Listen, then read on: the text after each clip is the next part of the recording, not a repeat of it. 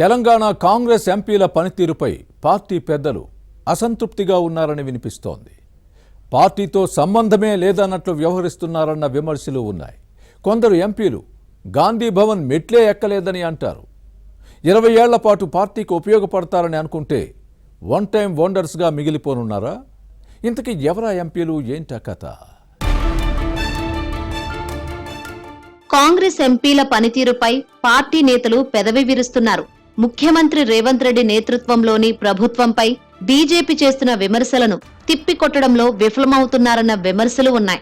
అన్ని విషయాల్లో అంటీ ముట్టనట్లుగా వ్యవహరించడంపై పార్టీ నాయకత్వం ఆగ్రహంగా ఉందని అంటారు. గత పార్లమెంట్ ఎన్నికల్లో 12 సీట్లలో గెలవాలని లక్ష్యంగా పెట్టుకున్నా 8 స్థానాలకే పరిమితమైంది. బీఆర్ఎస్ కు 1 సీటు రాకుండా చేస్తామని చెప్పి ఆ పని చేశారు. అసెంబ్లీ ఎన్నికల్లో ఓడిపోయిన కారు పార్టీ లోక్సభ ఎన్నికల్లో బీజేపీకి సహకరించడంతో కమలనాథులు 8 చోట్ల గెలిచారని కాంగ్రెస్ విమర్శించింది.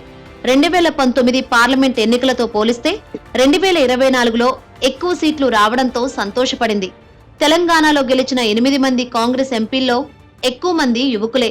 వీరు ఇటు రాష్ట్రంతో పాటు అటు జాతీయ స్థాయిలో పార్టీకి ఉపయోగపడతారని కాంగ్రెస్ పెద్దలు భావించారు. వీరికి పార్టీలో కీలక స్థానాలు అప్పగించి కాంగ్రెస్ తో పాటు ప్రభుత్వ ప్రతిష్ట పెరిగేలా సేవలను వాడుకోవాలని CM Revanth Reddy, TPCC chief Mahesh Goud plan చేశారు. ప్రభుత్వంపై విపక్షాలు చేస్తున్న విమర్శలను తిప్పికొట్టేలా సృజనాత్మక కార్యక్రమాలు చేయించాలని భావించారు. కేంద్రం నుంచి రాష్ట్రానికి రావాల్సిన నిధులు, ప్రధాని మోదీ సర్కార్ తెలంగాణ పట్ల చూపిస్తున్న వివక్షతపై ఎంపీలు గళం విప్పుతారని పార్టీతో పాటు ప్రభుత్వము అనుకుంది. విభజన చట్టంలోని హామీల అమలుపై కేంద్రాన్ని నిలదీస్తారని భావించింది. కానీ ఎంపీల పనితీరు మాత్రం అందుకు భిన్నంగా ఉంది. భువనగిరి ఎంపీ చామల కిరణ్ కుమార్, నాగర్ కర్నూలు ఎంపీ మల్లు రవి మినహా మిగతా వారు పార్టీ కోసం పనిచేసిన సందర్భాలే లేవని హస్తం కార్యకర్తలు అసంతృప్తిగా ఉన్నారు. మోదీ సర్కార్ తీసుకుంటున్న ప్రజా వ్యతిరేక నిర్ణయాలతో పాటు రాష్ట్ర ప్రభుత్వంపై ప్రతిపక్షాలు చేస్తున్న ఆరోపణలను తిప్పికొట్టే ప్రయత్నం చేయకపోవడం విమర్శలకు తావిస్తుంది. తాము ప్రాతినిధ్యం వహిస్తున్న పార్లమెంటు నియోజకవర్గాల సమీక్షలు ఉంటే మినహా గాంధీ భవన్ మెట్లు కూడా ఎక్కని ఎంపీలు ఉన్నారు.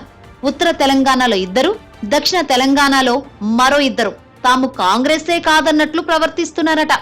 ఎంపీలు పార్టీ కార్యక్రమాలకు దూరంగా ఉంటే పర్వాలేదు, కానీ కొందరు తమ పార్లమెంటు నియోజకవర్గాల్లోని ఎమ్మెల్యేలతో నిత్యం ఏదో ఒక పంచాయతీ పెట్టుకుని పార్టీ నిర్మాణాన్ని, కార్యక్రమాలను దెబ్బతీసేలా వ్యవహరించడంపై కాంగ్రెస్ పెద్దలు ఆగ్రహం వ్యక్తం చేస్తున్నారు.